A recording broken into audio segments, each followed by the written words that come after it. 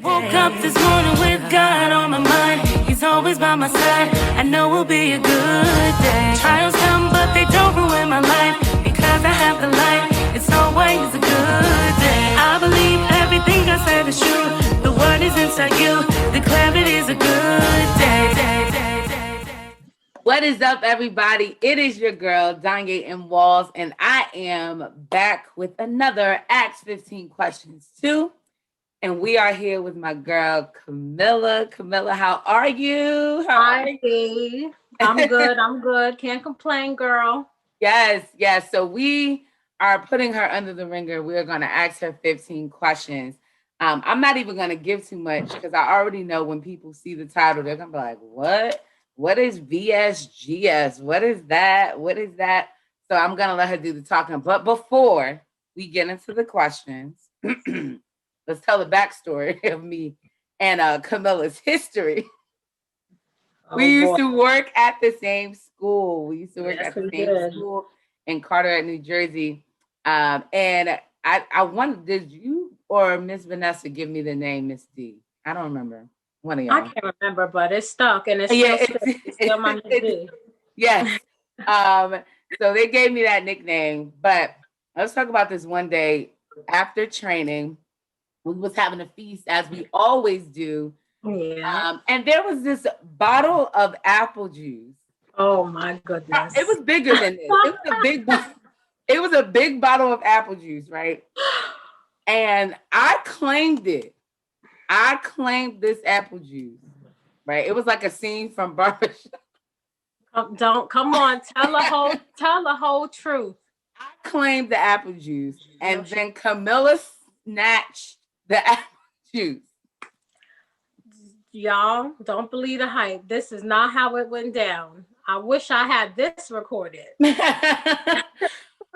were trying to. I don't remember what happened. Somebody was trying to get their phone out and record it. But nevertheless, we traveled from inside the facility where we were to all the way outside, almost all the way down. I was almost at my car fighting for my life for some apple juice now, okay? Oh my gosh. Apple juice. Because I claimed it first. And then she snapped. And then her excuse was to get empathy from everybody else was that it was for her daughter. My whole child, okay, y'all? It was for my child, okay? I had a 2-year-old at that time. She's 5 now. She did not want to let go of the apple juice. It might have been longer. I can't even remember. But my goodness, this apple juice go down in history. I'm telling you. All the way down. 3 years later, we still don't have a solidified story. But anyway.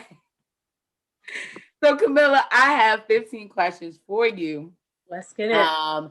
To find out about this journey that you are on, this amazing, there are going to be a lot of pictures for this one, but this amazing transformation that has taken place. And the very first question, question number 1 is, what is VSG? What is that?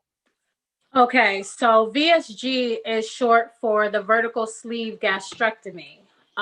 Most people just call it the sleeve, but the term is VSG. And what it is they actually take half of your stomach away. They take about 50 to 70% of your stomach away, usually the lower portion. And it's the part that actually releases hormones to your brain that tell you that you're hungry or tell you that you have cravings. So they remove that portion of your stomach and it's left kind of like in the shape of a banana or the shape of a sleeve. Maybe that's exactly how they got the name. But it's a quick procedure that's done and they basically remove half of your stomach. Okay. And y'all, the internal stomach, not the external. Yes. Stomach. Yes. Inside. Yes. Yes, because people watch this like, oh, God, I need to go get me one of those sleeves. Not the outside. I still got stomach left. Okay. Yeah. So there we go. Vertical sleeve gastrectomy. What in the stars? Astrology. What she said. Okay. Question number 2. How did you make the decision to get Sleeve? Actually, it has been like something that I wanted to do for years. And over the course of time, I kind of let people talk me out of it. And I, for as long as I can remember, I've never been a skinny person. I wasn't really always overweight, but I was never skinny. I always had some meat to my bones. My family, meaty people. We got some girth to us. But I will, when we worked together, we would be at work, even working out at school. Yeah. So I was always like working out. And I just wasn't losing the weight, so it's not like I was, just sitting on the couch, not being active or anything like that. I was actively in the gym, starting from I would say 2012, maybe. I even have, I'll send you those pictures, girl. Yes. But I would be in the gym and I'm working out and I just wasn't losing weight. So finally I said, something's got to give. And this actually in the Sleeve VSG community, we call it a tool. So this is my tool that I'm using to help me along on my weight loss journey. Finally, after I would say last year, I said, okay, that's it. I have to get healthier. I have a child that I have to live for. And, especially in the Black community, diabetes, high cholesterol, high blood pressure, all of that runs rampant in the Black community. So I said, I can't. So finally, for my birthday, actually, I said, I'm going to give myself this gift and I'm going to go ahead and just do it. Nothing's going to stop me. However, my birthday's in April. The whole COVID thing happened, so it got pushed off, but that's okay. So that's how eventually I came to the decision, and I'm happy with it. That is great. And I'll ask you that. That'll probably be like a bonus question. I noticed that you said the VSG community, which I think is something that definitely developed over time, because I don't think it was really a community of people really talking about them getting anything, but we could talk about that a little bit later. Bonus question.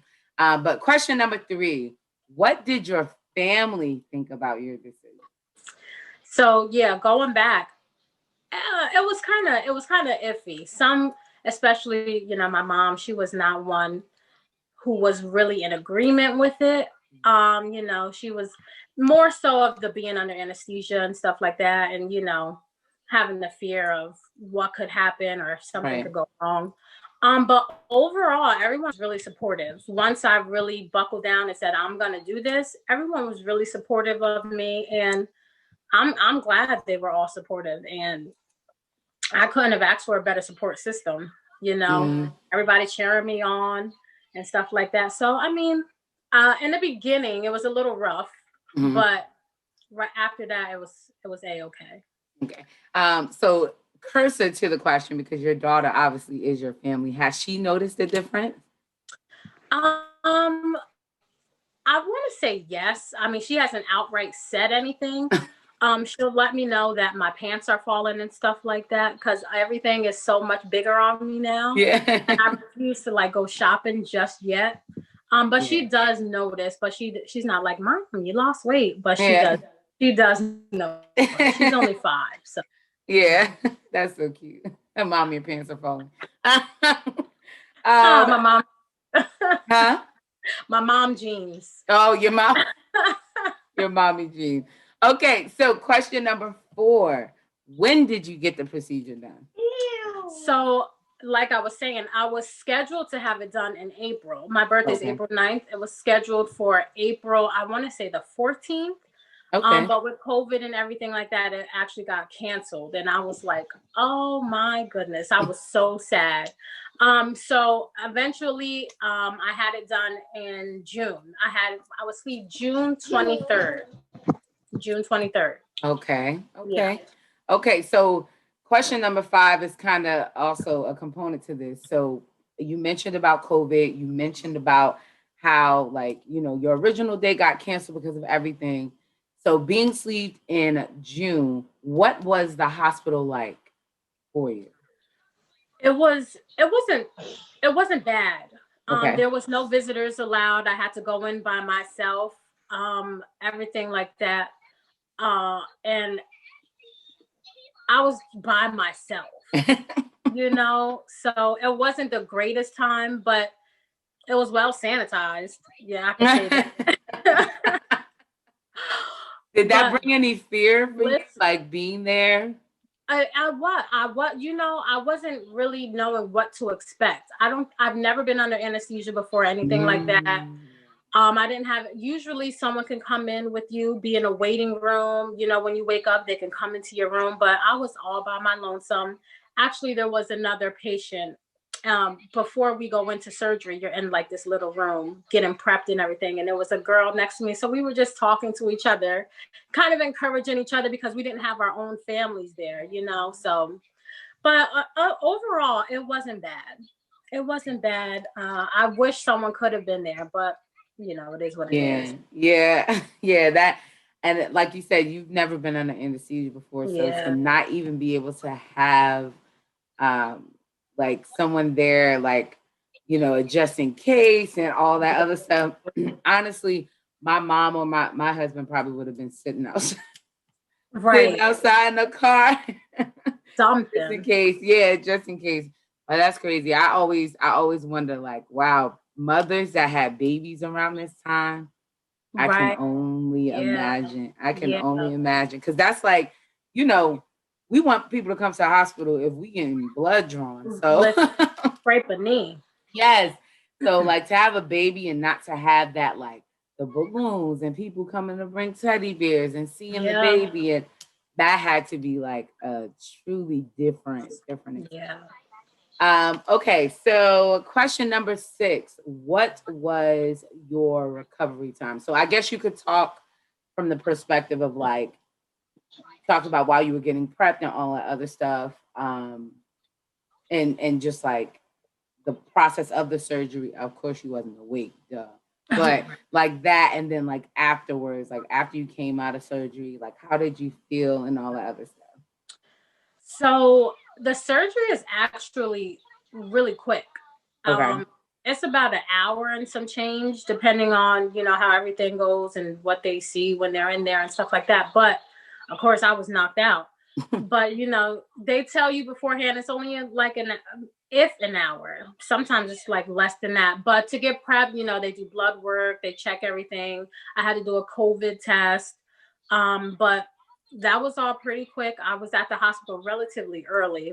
I want to say like 6 or 7. I can't really remember. In the morning? Mm-hmm. Yeah, it was really early in the morning. I remember that. But right after you go into your room, I woke up and I was in a little bit of pain. I'm gonna tell you, I was in a little bit of pain, but overall the hospital stay, well, mine was supposed to only be 1 day. However, I was in like a little bit more pain than the doctor had wanted me to be in. Okay. So he suggested that I stay an additional day just to make sure everything was okay. And make sure like I didn't have any leaks or anything like that before they sent me home on my way. Some people stay like only after surgery, they go straight home. You have a little bit of recovery time and then you go straight home. However, me, I stayed 2 days. I was able to walk the same night.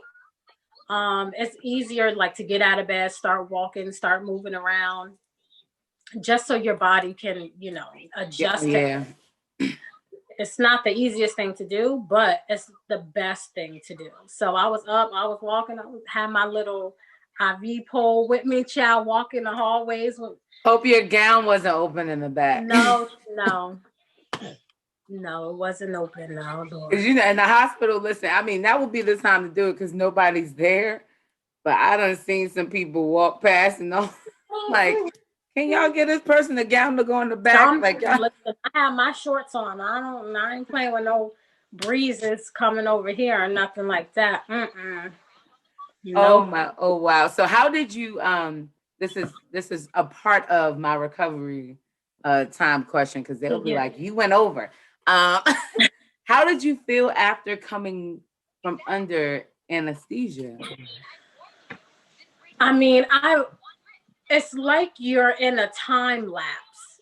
You know, time has passed, but you wake up, and I was like, I felt like it was still morning. Well, it was still morning, but Right. I just felt like I took a quick nap and got up. But they was like, no, girl, a couple hours. You've been asleep for like 4 hours. I was like, what? So, I mean, after I woke up, it was just, everything was a little groggy. You know, you wake up and you're trying to move and you're like, oh, wait, I just had surgery. Let me slow down a little bit. But, for real. You know, I wasn't sure what to expect, but I think I did pretty good. Yeah. Do you remember like the moments before you went to sleep? I do. And it's funny because before, I guess I have been under anesthesia twice, but not, I guess the first one was not like a real high dosage or something, because I had to get my stomach checked for something. And which we're going to talk about that. That's question number 7, but go ahead. So the doctor says, like right before I went to sleep, she was like, good night. And then I woke up. And I was like, I remember her saying good night. And then I woke up in the next room and I was like, oh, like, okay. Like, so I remember like the bright light. I remember them like moving me over. And then I just remember being asleep. Oh gosh. Yeah. Funny story. So the one time I remember going under anesthesia, they asked me, and I don't take medicine, so I know I was gonna be like out of it. Was I actually got work done on my teeth. And they asked me to sing, like, oh, you're a singer, blah, blah, blah. So I remember like I was singing, but it felt like the slow motion part of a music video because it hit me so fast. It literally hit me so fast. But even worse, my husband has a video of when he came to get me. My mother has a story that I called her and I kept talking about cabinets. I said, this is why the Lord. I'm gonna have to see these videos. My husband has a video of me in the car, and I'm like, I said, I know this is something that I don't know directions. I don't give directions. The whole time in the car, I'm giving him directions. Backseat driving. Where to go. But they were right. They weren't wrong. Well, that's the plus. At least they were right. Yes. I need to see one of these videos. You got to upload one. Yeah. Something. Oh my gosh. He sent it to me the other day and I was like, oh, I'm so embarrassed. And then I said something, so he did something and I was like, it's okay. We all make mistakes. Oh, well, that's sweet of you. No, that's crazy. That is crazy. Oh, goodness. Oh man. So I could only imagine. This is why the Lord has yet kept me from the drug. Come on. I'm on here now. I will not. Okay. Question number 7. What was your process? So like all of the steps leading up to that moment of June 22nd. Like what was your, originally April something. Right. What was your process? So it's actually, I think everyone's is a little bit different. My particular one, it was kind of extensive. For me, it took a span of 6 months from when I first walked into the doctor's office to getting, I actually got my date, my first consultation, but I knew it was going to be 6 months. I had to do, like I was saying, like you had to go to the hospital, make sure everything in your stomach is like, okay. You have to do a psychiatric evaluation. I had to. You ain't crazy. It's like, that's right. No, for real. Because listen, I had to do 6 nutrition classes where I'll meet with a nutrition dietitian and go over like what the diet's going to be like afterwards, pre-op diet, things you can and cannot eat, after surgery, I had to do a sleep test where I actually found out that I had sleep apnea. Really? So yeah, found out that I had sleep apnea, and I had to start wearing a CPAP machine when I went to bed. I no longer have to use the CPAP machine, thankfully. But Dang. yeah, yeah. So yeah, that was that. It was. Let me see. Was there anything else? I feel like I'm missing something because there was a lot. It was a lot. But Mm. it's really good that you go through all of that before you actually get it done because it's a huge step. It's Yeah. a huge step, and it takes a lot of work and dedication. Yeah, and Um, it's like precaution, right? Even for the right, doctor, because they right, could just be like, all right, yeah, I could do surgery. But if it's findings, something that could have been prevented, like you right. said, sleep apnea, that's a whole. I wanted to go into anesthesiology, believe it or not, a Really. long time ago, those days. But it was too much math involved. And I said, Lord, not yet my calling. But even for people with sleep apnea, depending on the severity of it, you can't even go under anesthesia. And then Yeah. depending on Yep. um like how much it is, they have Mhm. there's certain ways that you have to lay your head. And when they Right. do, all of these things. So yeah, like they're covering themselves because it won't be on their watch. Right. it won't That's so it true. won't it won't be on their watch. That's so true. And you Yeah. know how you mentioned like with the family, like having a support, they look to see if you have a support system. And if you Mm. have people who are going to be supportive of this journey. If not, they could deny you, not Wow. to deny you. And that's exactly why you have to go do that psychiatric test to make sure that you are mentally sound before you go through this extensive process. Yeah, And because people it's life have been, changing. absolutely. And people have been denied because of the psychology evaluation. So it's extensive. It's really, really extensive. Can you But imagine?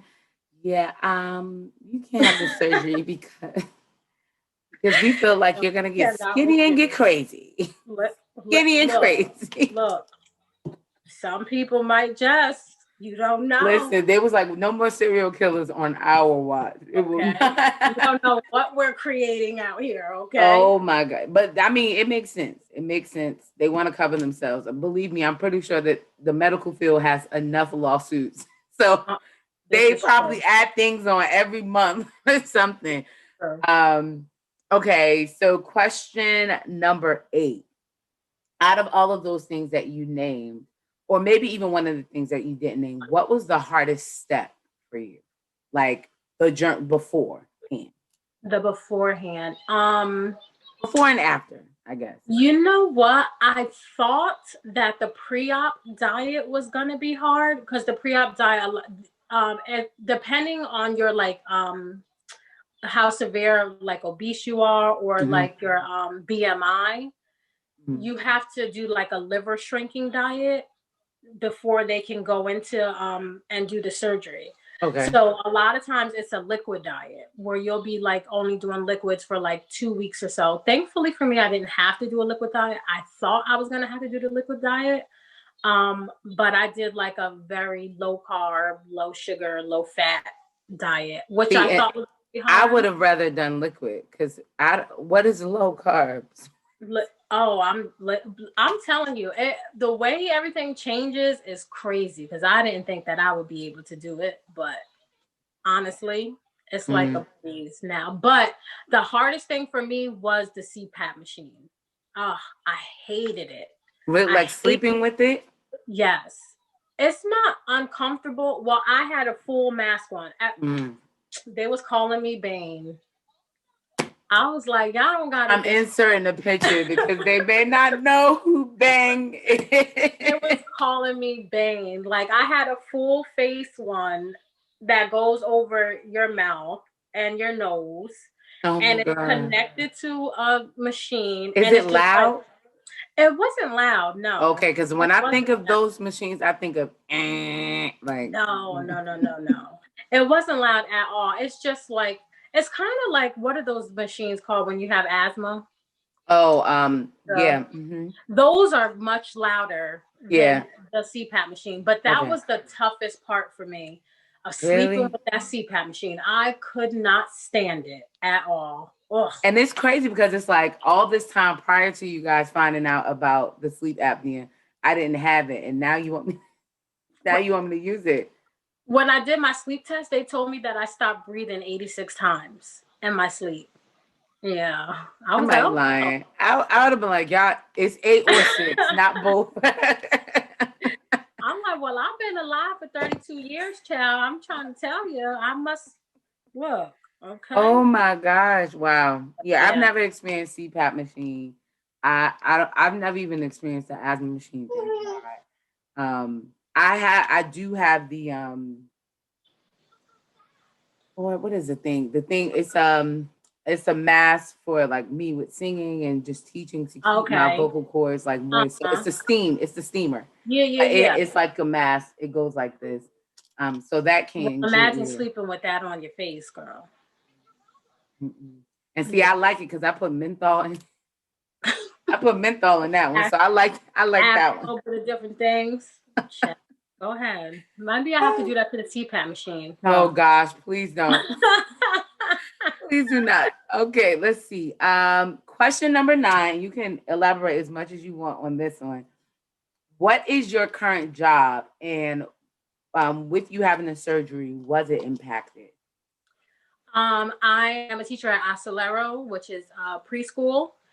And because of COVID, and this, take this in the right context, this is the only thing I'll be thankful about COVID for, is that I was working from home. So I didn't have to go on disability. I didn't have to take a leave. I didn't have to do any of that because I was already working from home. Initially, I was going to take a leave of absence and everything like that and have to wait for, disability and everything like that to kick in. But thankfully, it didn't impact it much because I was already working from home. So it didn't, thankfully. Wow, yeah. And I guess that's like you said, the perk of just everything that happened in the quarantining and all those Right. things, being able to get the surgery. Because I actually had a coworker who did it summertime. Yeah, probably around the same time. And I think she had to end up, she only took off one day, but she ended up taking off 2, and it was fine. And she was like right back, but we were already home. So it didn't really impact her. She just took the extra day to be able to adjust to like home, Yeah. sleeping and all that other stuff. But yeah, that's cool. Okay. Question number 10. What are some of the most misconceptions that you hear about getting sleep? The And she biggest rolled her eyes. God, because the biggest thing for me is that people say it's the easy way out. And that is one of my biggest pet peeves, because if it was the easy way out, first of all, everybody would be getting it done, I think, and everybody would just be approved to get it done. You wouldn't have to go through such an extensive psychology evaluation. You wouldn't have to go through all the time and everything that they put you through before you can get sleeve. And not to mention, you have to maintain this lifestyle. Like I said earlier, it's a tool. It's not like a magic potion where you get sleeved and now you're just skinny in like a second and everything is hunky-dory. You have to put in work. You have to watch what you eat, just the same way as if you were trying to lose weight naturally.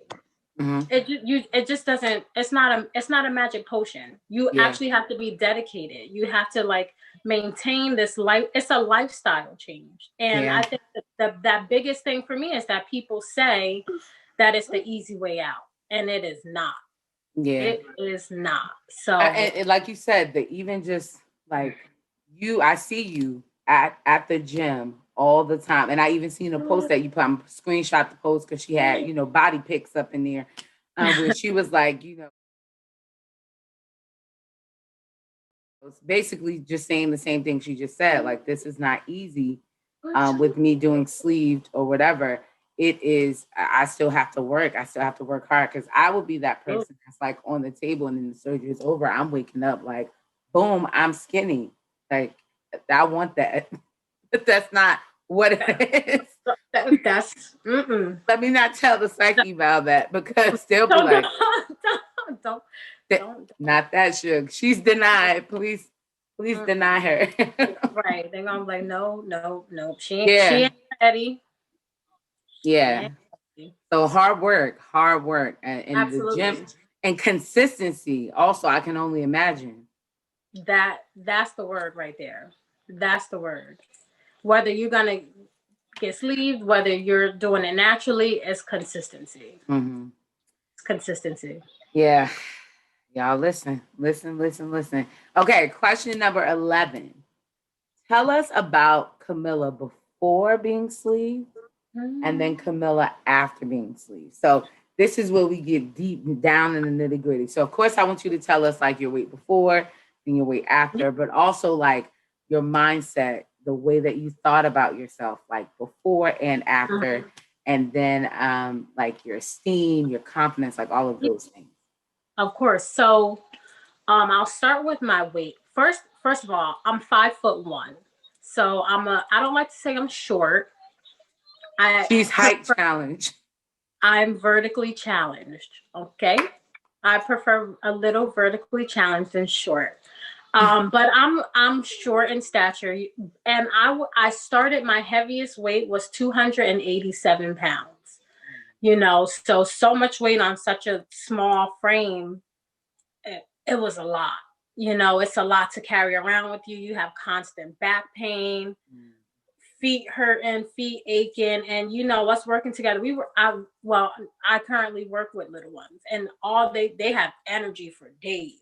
So trying to run after them was just too much.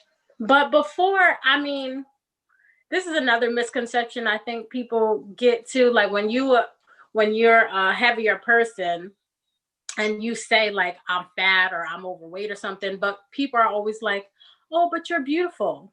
And I'm like, I know that. Like, I didn't say that fat made me ugly. I just said I'm fat. That's it. So, you know, like people really have that misconception all the time. Someone's going to make an appearance really quick. Hi, Corinne. This my is little one. Camilla's daughter. The apple juice was for. And this is who she was trying to take the apple juice from, people. This face right here. I'm going to insert a GIF that says lies. I'm just gonna. Oh, but I digress. So I would say when I was younger, I had self-esteem issues, you know, before my early 20s, before going into college and stuff. Because I had said before, I was never a skinny person. I was always a little bit heavier, but not until I got into college, I grew into who I was as a person, not my weight, not anything else. And I learned to love who I was, but I wanted to be healthier. Right. You know, I wanted to be able to walk up the stairs without being winded. I just wanted to be able to do more. So it wasn't necessarily, I wouldn't say I had a very low self-esteem. I was always very confident. And I always say, like, it's not going to change my personality. I am who I am. Right. You know, and I'm a very jovial person. I'm always laughing. I'm always happy. And I think now it shows even more since the surgery. People are always, I'm like, I was always like this. I don't know what y'all talking about. They're like, no, girl, you do a little bit more. I'm like, no, I'm not extra. Stop it. But just, I would say that I have a pep in my step now, you know. Before I was, you know, kind of drag a little bit, but I was never really the type to let my weight stop me from doing things. Right. You know, I was still hanging, you know, I was in like Puerto Rico. I still like did everything that I wanted to do, but I wasn't comfortable in my skin. Not to say that I had low self-esteem, but I just wasn't as comfortable. Whereas now, working towards my goals, I'm a little bit more comfortable in the skin that I'm in. And I think whether we as women are a size 2 or 22, you have to love who you are. You have to love who you are with the weight. You have to love who you are. If you lose weight, like, just be who you are, you know. And I'm about body positivity. We don't have to look at the world around us to tell us what makes me beautiful. I don't have to be a size 2. I didn't do this because I want to be like a Kardashian or whoever else is out there. No, I did it for myself. Right. So to be healthier. And that's the most important part. So I said all of that just to say, I love who I am. I loved who I was when I was 287, and I love who I am now at 190. Do y'all hear that? 190. 190. That is the angles in geometry. Jesus. That is definitely a message to all. Because I remember growing up, I graduated high school in 2008. I feel super old every time I say that. But I remember growing up and not having like what we have right now. Everybody promotes the heavier, the voluptuous woman. Like that is like an image. When I was growing up, I suffered so bad with low self-esteem because that wasn't an image that I saw. Even though everyone in my family was, you know, on the heavier side, most of my friends were not. Like, most of my friends were like tall. Those were the girls that the guys liked and all the other stuff, you know, so just with peer pressure and all those other things. So I firmly believe in believing and loving yourself regardless to anything. So even if you decide, if you are heavier and you decide to get the surgery, you have to love you here, because if you don't love you at your starting point, it doesn't matter what shifts about you, you're still going to like dislike yourself. So it's a mind thing. It really is. It is a mind thing that we have to shift and shape for ourselves. Hey, Corinne girl. Said hi to Miss T. She was asking before, Mommy, what's her name again? You don't remember Miss T? No, it's been so long, baby girl. Okay. Okay. Next part. I'm excited to hear this. Question number 12. Since the surgery, what does your day consist of? Oh, well, it's weird now because I eat more. Well, I eat a lot more during the day than I did prior to surgery. But I eat a lot less, but more frequently. Yes. So, and I'm also like addicted to the gym. So I'll like wake up. When I first got started, when I was first coming home, I would walk. I would just walk, because they tell you, make sure you walk, make sure you walk, make sure you walk. So I would walk like a mile or two. And it was summertime, so it was still nice out. I would go to the boardwalk, just get my little walk in. And it was something, so I didn't have like a lot to do for work, thankfully. But now I'll like go to the gym when I first wake up, drink my water, 64 ounces of water a day. I try. I'll get like 56 in or something like that. Thank you. So yeah, the gym, work, eating, getting my protein in, like, it's so important, like, and getting my vitamins in. But mostly my day consists of like taking care of her. And then really just trying to make sure that I'm like doing everything that I'm supposed to do.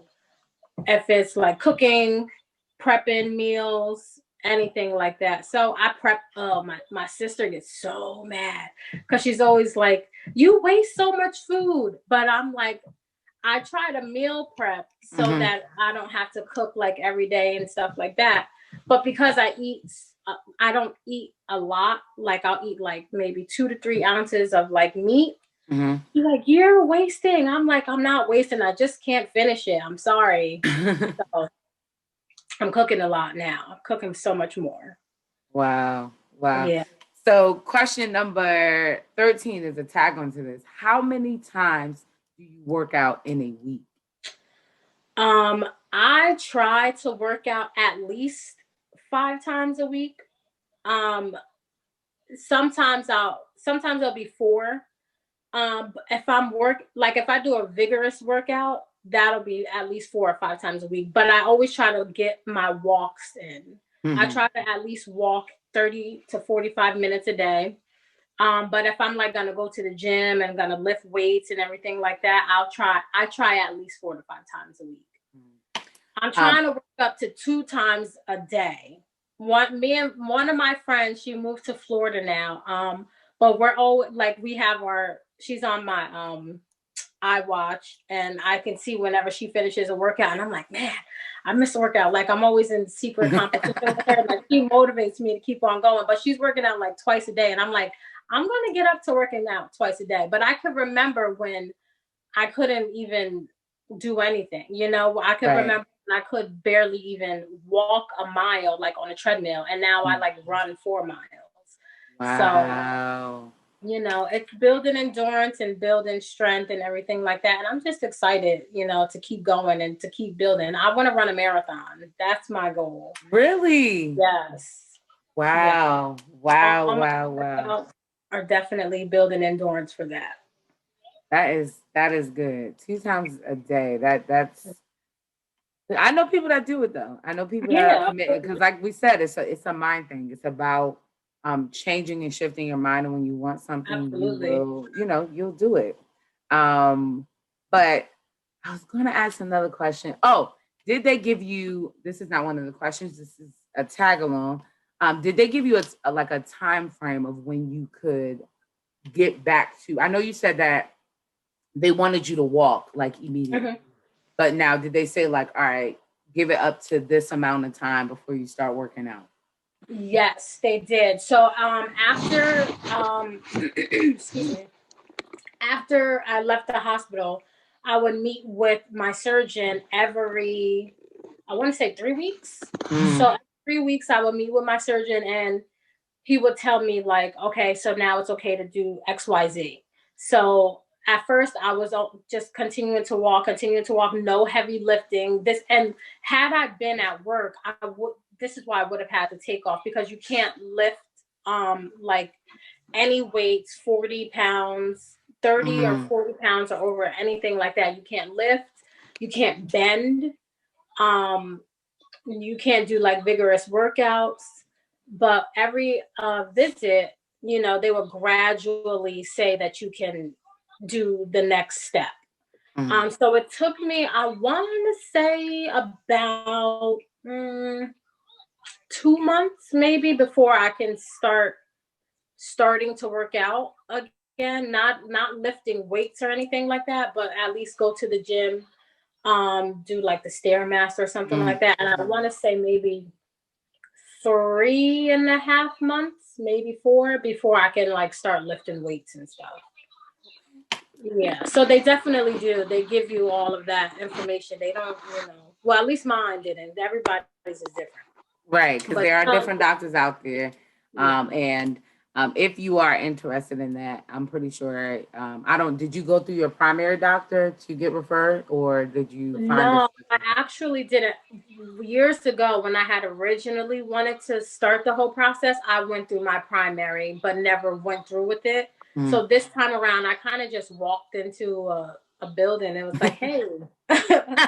Hey, y'all got the sleeve in here? Y'all do this right here, right? This is what y'all do? Okay. Where do I sign up? Right.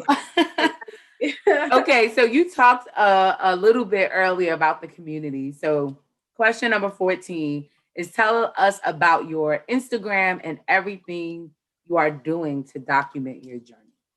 Absolutely. So my Instagram is at Camille Fit For Real on Instagram. I also have a YouTube channel. I really got to get better with it. Camille Fit For Real as well.